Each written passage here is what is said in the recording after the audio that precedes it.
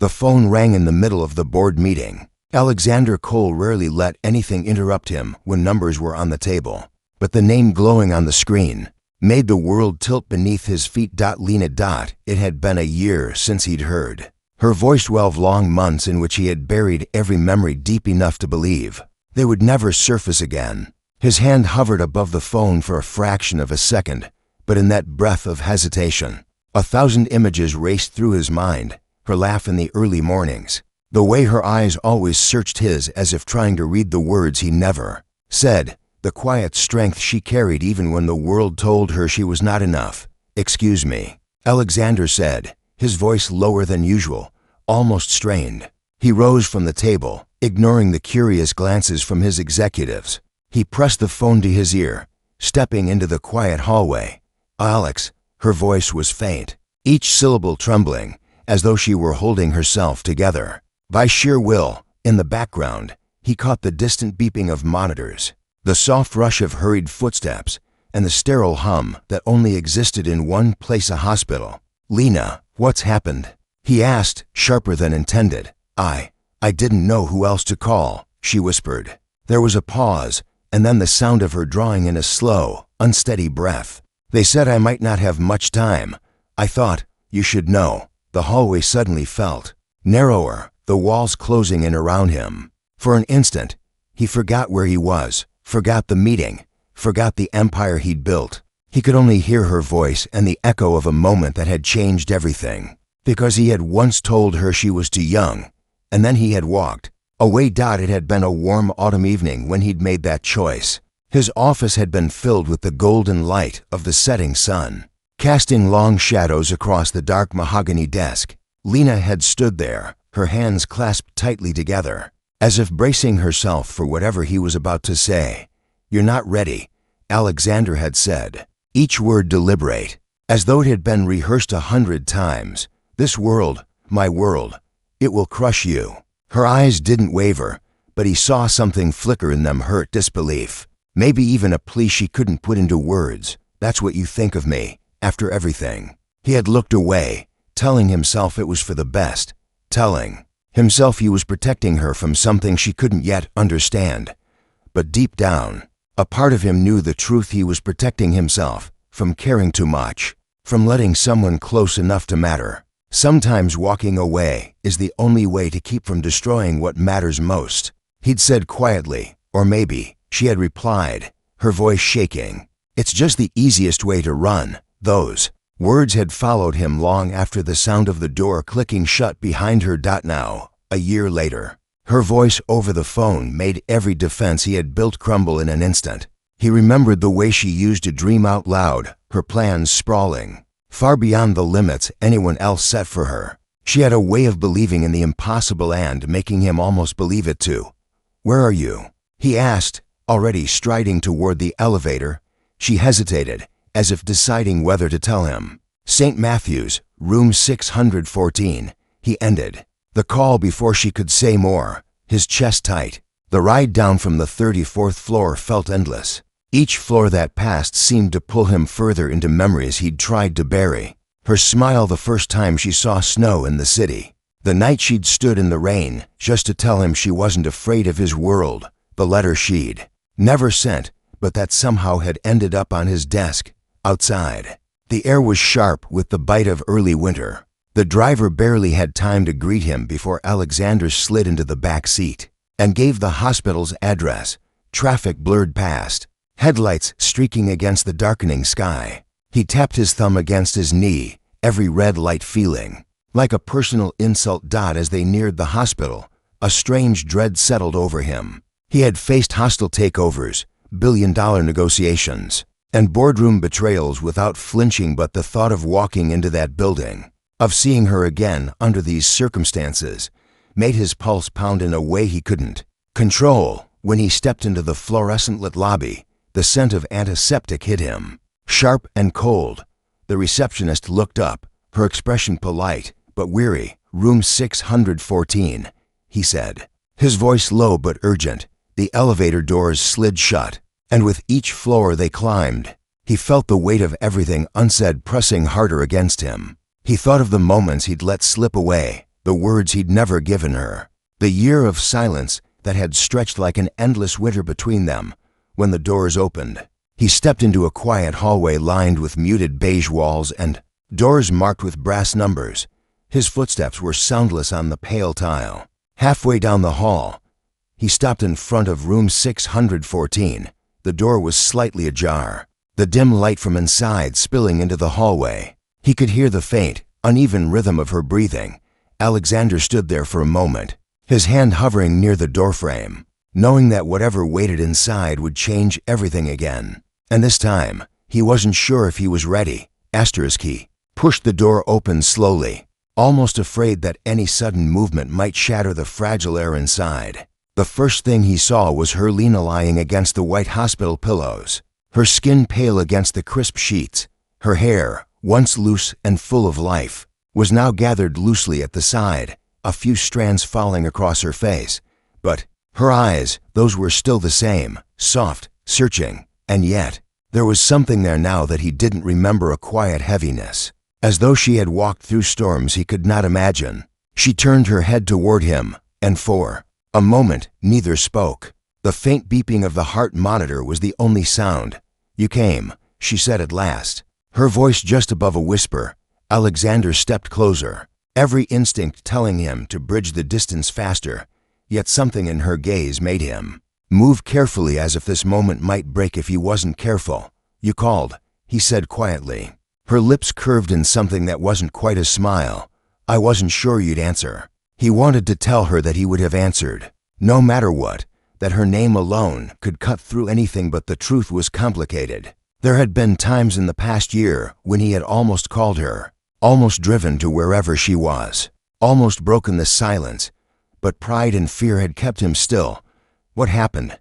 he asked, keeping his voice steady. Lena's eyes flickered to the small bouquet of lilies on the table beside her bed, their petals just beginning to wilt. "Life happened," she said softly, "and I learned that time doesn't wait for you to be ready." Alexander felt the weight of those words. They carried an edge, one that made him think of the last night they'd seen each other, the way she had stood in his office trying to reach him, and the way he had shut the door between them with words she could never unhear. "I need to tell you something," she said, and this time her voice trembled. "But I don't want you to interrupt until I'm done." He nodded slowly, his throat tightening. "Lena took a deep breath. When you walked away that night, I thought I'd be fine. I told myself I could move on, that maybe you were right. Maybe I wasn't ready. But then, a few weeks later, I found out I wasn't alone anymore." Her fingers curled into the blanket, as if bracing herself. "I was going to have a child." Alexander's pulse stumbled, his mind scrambled for words, but her request not to interrupt held him still. "I didn't know what to do," she continued. "I wanted to tell you. I even drove to your building once. But I saw you leaving with someone who looked like she belonged in your world. And I turned back. I told myself you'd moved on, and I had to figure it out on my own." The room seemed to narrow around them. The hum of the machines faded, replaced by the rush of his heartbeat in his ears. "I worked as much as I could," she went on. "Took whatever jobs I could find. Some days I didn't know how I'd make it, but I had hope. I thought maybe, someday, I'd be able to tell you. Then, 3 months ago, everything changed." Her eyes glistened now, though no tears fell. "There were complications, and I lost him. I thought I was strong enough to carry it alone. But the truth is, it broke something inside me. I didn't call you then. I didn't want you to feel sorry for me. I wanted to be someone you could be proud of, not someone who came to you in pieces." Alexander took a step closer, the ache in his chest deepening with every word. "But last week," Lena said, her voice growing softer still, "the doctors found something. They said I needed treatment right away. I thought, if this is my last fight, I can't leave without telling you, without you knowing there was a life we created, even if it never had the chance to grow." The silence that followed was heavier than anything he'd ever known. Alexander stood there, his hands at his sides, feeling like the ground beneath him had shifted beyond recognition. He had spent his life calculating risks, predicting outcomes, controlling every variable he could, but nothing had prepared him for this. "I don't want anything from you," Lena said finally. I just wanted you to know. For a long moment, he couldn't speak. His voice, when it came, was low and rough. You should have told me, Lena. I know, she said, her gaze steady. But I was afraid. Afraid you'd tell me again that I wasn't ready. Afraid that I'd believe you. He moved to the side of her bed, lowering himself into the chair. For the first time in years, Alexander didn't have an answer, didn't have a plan. All he had was the unshakable truth that he had let something irreplaceable slip away, and now he wasn't sure if there was time to get it back. Her hand rested lightly on the blanket. Without thinking, he reached out, letting his fingers brush against hers. She didn't pull away. Outside, the winter wind rattled faintly against the window. Inside, to people who had once been everything to each other, sat in the quiet, the weight of lost time pressing in around them, and Alexander knew this was not the end of their story. But whether it would be a beginning or a goodbye, he could not yet tell. Alexander didn't leave the hospital that night. He told himself it was because Lena might need something: water, help, calling a nurse, someone to listen. But deep down, he knew the truth. He wasn't ready to walk away again. Not after what she had told him. Not after realizing how much of her struggle had happened in silence, without him even knowing. Hours passed in that softly lit room. Nurses came and went, checking her vitals, adjusting the IV.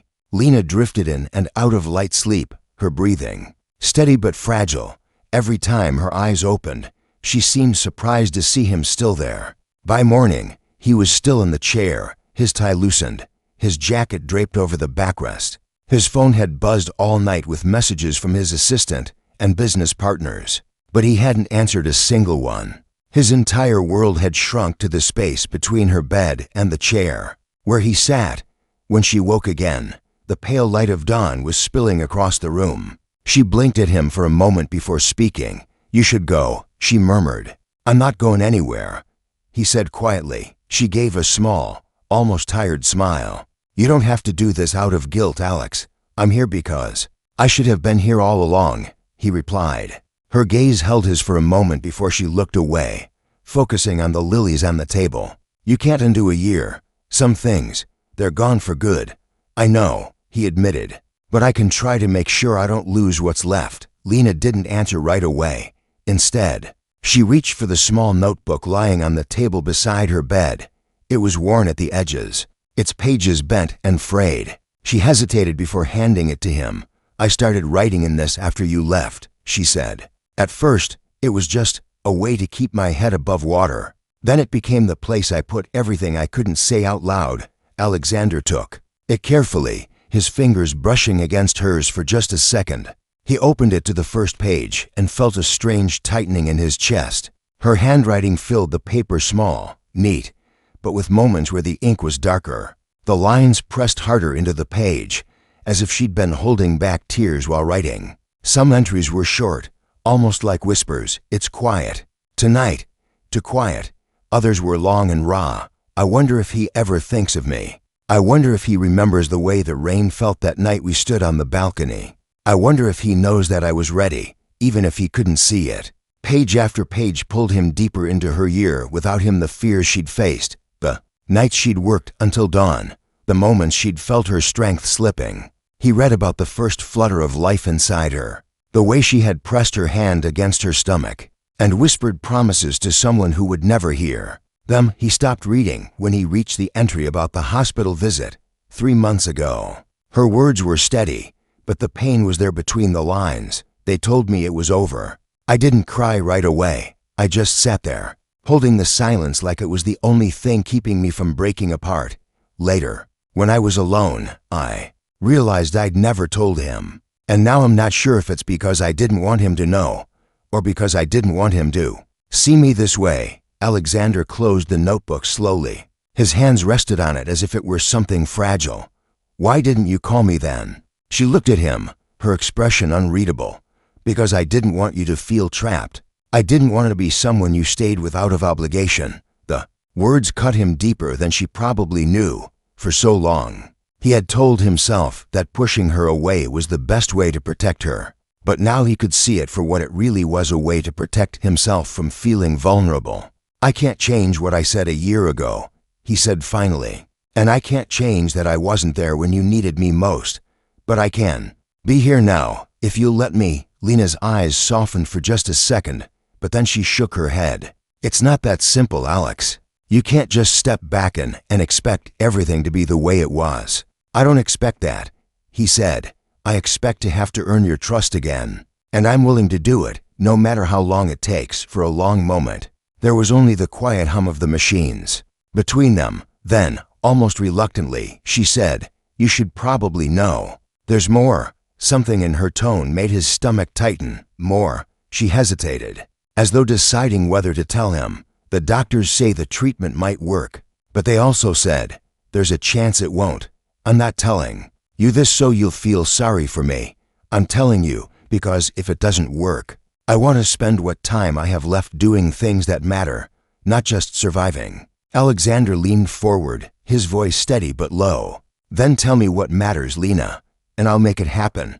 Her eyes searched his for a moment, as if testing his sincerity. Then, in a voice barely above a whisper, she said, "I want to see the sunrise over the ocean again. I want to finish the painting I started last winter. I want to go back to the place where we met, just once, to see if it still feels like magic. And I want to forgive you. But I'm not ready for that yet." The last sentence hit him harder than all. The rest, forgiveness, he realized, wasn't something he could demand. It was something he'd have to earn, slowly, one act at a time. "Then we start with the sunrise," he said. For the first time that morning, Lena smiled small, almost hesitant, but real. And in that moment, Alexander felt something shift. Maybe it wasn't too late after all. He didn't know if they had weeks, months, or years ahead of them. But he knew one thing: he wasn't going to waste another second. And neither of them noticed, in the quiet corner of the room, that the lilies on the table had begun to open fully, their petals reaching for the light. The morning they left the hospital, the air carried that crisp, almost electric quality that comes after a night of rain. The city streets were still damp, glistening under the pale sunlight, and the smell of wet pavement lingered in the breeze. Alexander walked beside Lena, keeping just enough distance so she wouldn't feel crowded, yet close enough to steady her if she stumbled. She was dressed in a soft gray sweater, a scarf wrapped loosely around her neck, and a quiet determination in her eyes. "You don't have to do this today," he said. Glancing at her carefully, she shook her head. "I do. If I don't start now, I'll keep waiting for the right time. And we both know the right time doesn't always come." He didn't argue. There was a quiet conviction in her voice that reminded him of the first day they'd met. Before everything got complicated, she'd been working at a small gallery his company was sponsoring, and she had stood in front of a half-finished painting, telling him with complete certainty that she would one day see her work hanging in places people only dreamed of visiting. That same certainty was in her now. Even if her body seemed more fragile. They drove in silence for a while, the city giving way to long stretches of open road. Lena leaned back against the seat, her gaze fixed on the horizon as though it held some secret only she could see. Alexander caught himself glancing at her more than the road, as if afraid she might vanish if he looked away too long. When they reached the coast, the ocean was still draped in morning mist. The sun was low, spilling molten gold across the water's surface. Waves rolled in slow and steady, and gulls wheeled in lazy arcs overhead. Lena stepped out of the car first, drawing in a deep breath of the salty air. "It smells like freedom," she said softly. Alexander followed her down the damp sand, their footprints trailing behind them in a broken line. The ocean breeze tugged at her scarf, lifting her hair in soft, untamed waves. "This," she said, stopping near the water's edge, "is the first thing I've been dreaming of. Watching the sunrise here, where the day feels like it's starting fresh. Like maybe so can we." He stood beside her, the cold tide brushing against his shoes. "It's beautiful," he said, though his eyes weren't on the horizon, they were on her. She glanced at him, catching the way he was looking at her, and quickly turned back to the sea. "Don't make this harder than it already is, Alex." "I'm not trying to make it harder," he said quietly. "I'm trying to make it better." They watched in silence as the sun climbed higher, burning away the mist. It was almost too bright to look at directly, but neither of them turned away. For Lena, it was a promise to herself. For Alexander, it was a reminder of how easily moments could slip away if you didn't hold on to them. When they finally walked back to the car, she was quieter than before. "One down," she said. "3 more to go. Painting next." He asked. She nodded. "But not at home. There's a place I want to go. Somewhere that matters."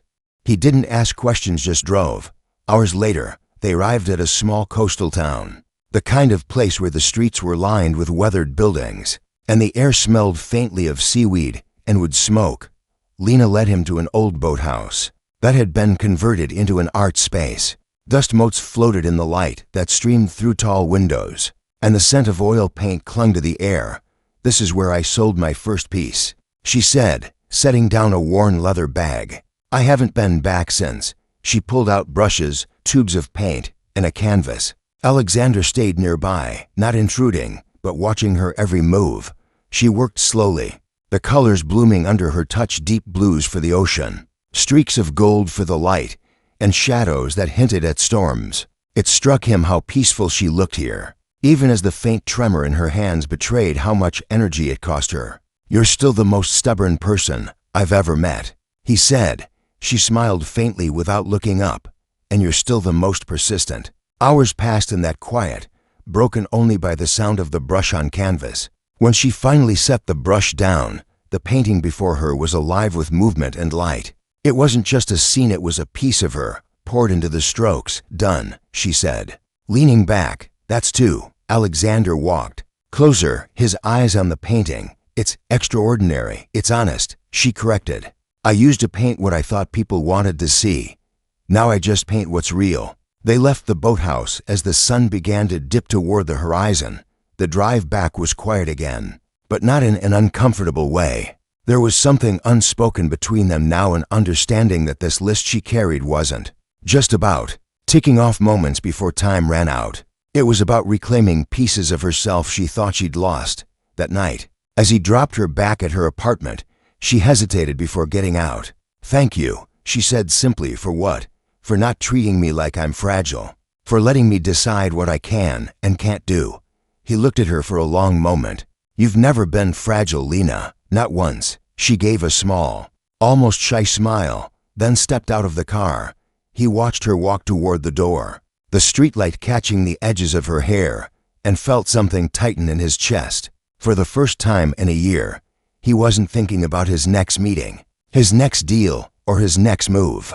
He was thinking about her and how much of her time was already gone. And he made himself a silent promise. He wasn't going to waste another day. Alexander didn't sleep that night.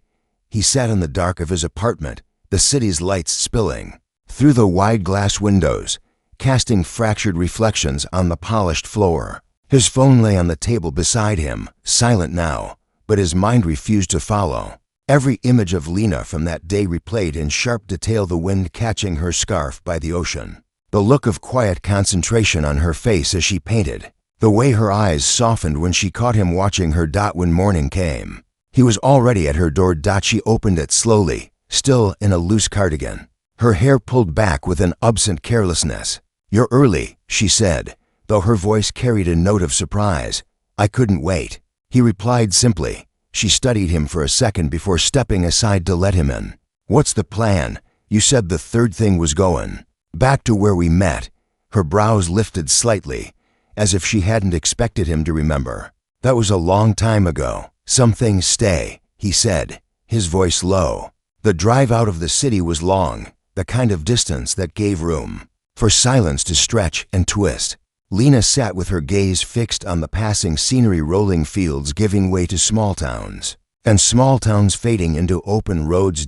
It was late afternoon when they finally arrived. The small gallery where their paths had first crossed looked almost unchanged, though the paint on the trim had begun to fade, and the wooden sign above the door hung at a slight tilt. Lena stood on the sidewalk for a long moment, her eyes scanning every detail. "I was so nervous that day," she said quietly. "I thought you were just another visitor. Then you asked me why I painted storms instead of sunsets, and you told me storms were more honest," he said, a faint smile tugging at the corner of his mouth. She looked at him, surprise flickering in her eyes. "You remember, I remember everything, he said. Inside. The gallery smelled faintly of varnish and old wood. Sunlight streamed in through tall windows, landing on canvases that lined the walls.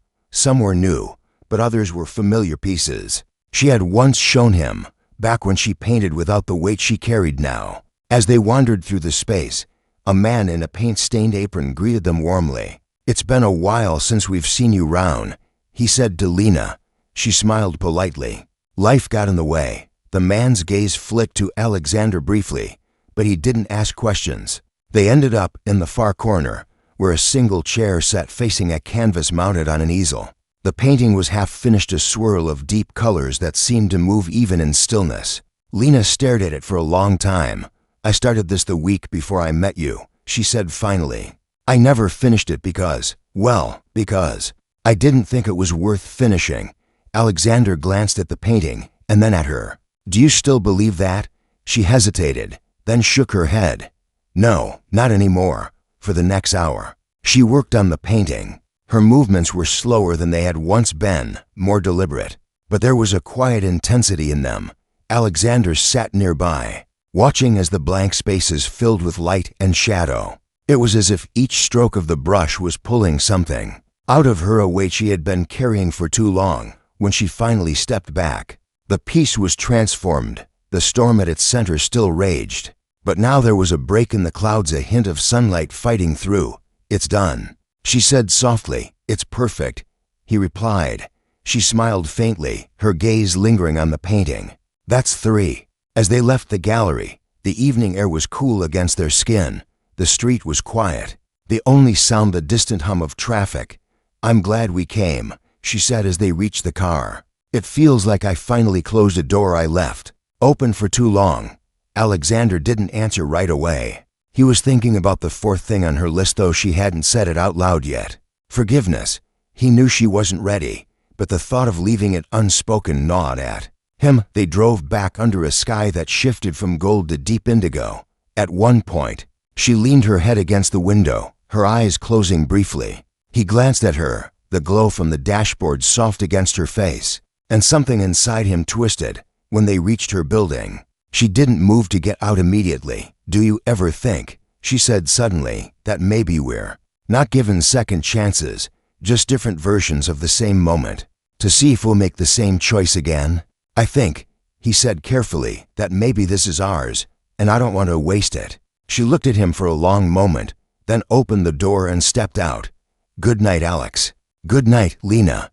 He sat there for a while after she disappeared inside, the sound of her words replaying in his head. He wasn't sure if she believed in second chances, but he knew he did now, and he was determined not to let this one slip away.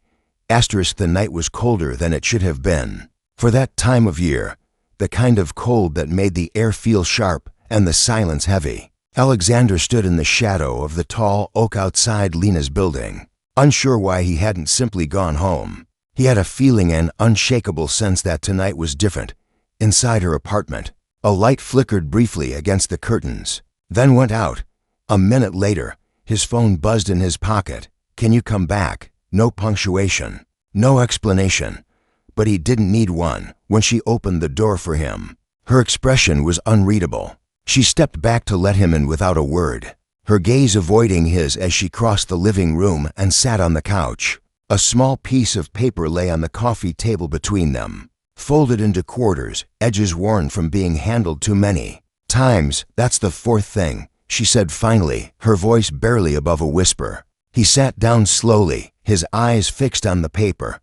"What is it?" "You'll see." He reached for it, unfolding the creased edges. Inside, the handwriting was small and slanted. A list of names, most of which he didn't recognize except for one. The last name on the page. "Your father," he murmured. She nodded. "I haven't spoken to him in 8 years, Lena." "I know what you're thinking," she said quickly, cutting him off. "That I should forgive him. That holding on to it only hurts me. But you don't know what he did, Alex. He didn't push. He just waited." She leaned back, her hands twisting together in her lap. "When my mother was sick, we had nothing. I was trying to finish school and take care of her at the same time. He was supposed to help, he promised he would. But instead, he left. took what little money we had, and disappeared. We didn't even find out he'd moved to another city until after her voice caught. But she didn't finish the sentence. Alexander's chest tightened. And now I found out he's back.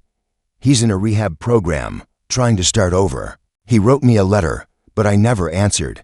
She hesitated, her eyes flicking to his. The fourth thing on my list, it's to decide, to either face him or finally let go without looking back. The room was quiet for a long moment. Do you want me to go with you? He asked. She met his gaze, and for the first time that night, there was no hesitation. Yes. They drove in silence, the city's lights blurring past in the rain. The rehab center was on the edge of town, an old brick building surrounded by a high chain-link fence. Lena's hand tightened on the door handle as they pulled into the parking lot. Inside, the receptionist smiled warmly. He's in the garden, she said, nodding toward the back. The garden wasn't much, just a few benches under dim lamps, the air carrying the scent of wet earth. A man sat on one of the benches, his shoulders hunched, hands clasped together as if holding onto something invisible. When he looked up, Alexander felt Lena freeze beside him. Her father's face was older, thinner, his eyes carrying a kind of tiredness that couldn't be measured in years alone. Lena, he said softly, his voice rough. She didn't move for a moment. Then, slowly, she walked toward him. Alexander stayed back, watching from the path. For a long time, neither of them spoke. She stood in front of him, her arms crossed, and he sat there, looking up at her as though afraid to blink. Finally, she said, "Why now?" He swallowed hard. "Because I'm not the man I was. I don't expect you to believe me. I didn't want to leave this world without telling you I was sorry." She looked away, her jaw tightening. "You can't fix what you broke, I know," he said. "But maybe I can try to make sure I don't break anything else." There was a long pause. Then she sat down beside him, not close enough to touch, but close enough that her presence was unmistakable. "I'm not ready to forgive you," she said quietly, "but I'm ready to stop letting what you did decide who I am." He nodded, his eyes glistening. "That's more than I deserve." She stood after a moment, turning back toward Alexander. Her face was pale but steady. "That's it," she said. "That's the last thing." They drove home under a sky still heavy with rain. At a red light, Alexander glanced at her. "How do you feel?" "Like I just put down something I didn't realize I was still carrying," she said. Then she looked at him, her voice softer. "Thank you for not letting me run from it." He didn't answer. He didn't need to. When they reached her building, she didn't say goodbye immediately. Instead, she leaned over and pressed her forehead to his for a brief moment, just enough for him to feel the warmth of her breath, the quiet steadiness that had replaced her earlier tension. Then she was gone, disappearing into the dim hallway. Beyond the door, Alexander sat there for a long time, the rain tapping against the windshield, thinking about how sometimes the most powerful moments didn't come with fireworks or grand gestures. They came in the quiet, in the choice to face something you've avoided for too long. And he knew, without a doubt, that this was the start of something neither of them would ever forget.